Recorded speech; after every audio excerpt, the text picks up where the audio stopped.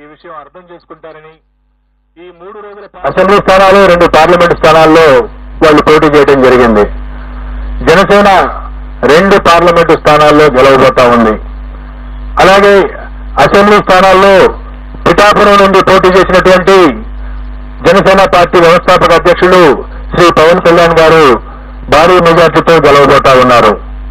అలాగే ఆ పార్టీలో మరొక ముఖ్య నాయకుడైనటువంటి శ్రీ నాదెండ్ల మనోహర్ గారు గుంటూరు జిల్లా తెనాలి నుండి గెలవబోతా ఉన్నారు. తర్వాత తెలుగుదేశం పార్టీ విషయానికి వస్తే తెలుగుదేశం పార్టీ అధ్యక్షులు రాష్ట్ర మాజీ ముఖ్యమంత్రి నారా చంద్రబాబు నాయుడు గారు కొత్తూరు నియోజకవర్గం నుండి భారీ మెజార్టీతో గెలవబోతా ఉన్నారు.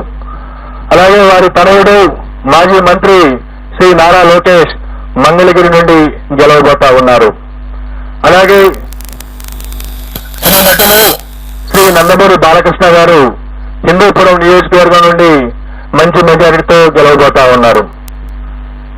ఈ విధంగా ప్రతిపక్ష పార్టీలకు సంబంధించి ముఖ్య నాయకుల విషయాన్ని చూసుకున్న తర్వాత ఆంధ్రప్రదేశ్ అధికారంలో ఉన్నటువంటి వైఎస్ఆర్ కాంగ్రెస్ పార్టీ యొక్క మంత్రివర్గంలో అనేక మంది మంత్రివర్గ సభ్యులు తీవ్రమైనటువంటి పోటీ ఎదుర్కొంటున్నారు.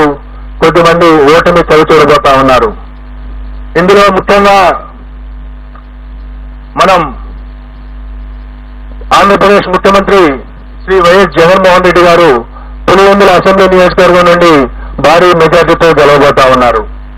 అలాగే సిదిరి అప్పలరాజు గారు ప్రస్తుత మంత్రి పలాస నుండి ఓటమి చవిచూడబోతా ఉన్నారు.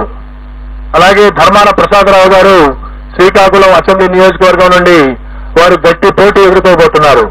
నేను ఎక్కడైతే గట్టి పోటీ అని సంబోధిస్తానో అక్కడ మా మార్జిన్ ఆఫ్ ఎర్రర్ ఏదైతే ఉంటుందో +/- 3% లోబడి ఫలితం ఉండే అవకాశం ఉంటుంది.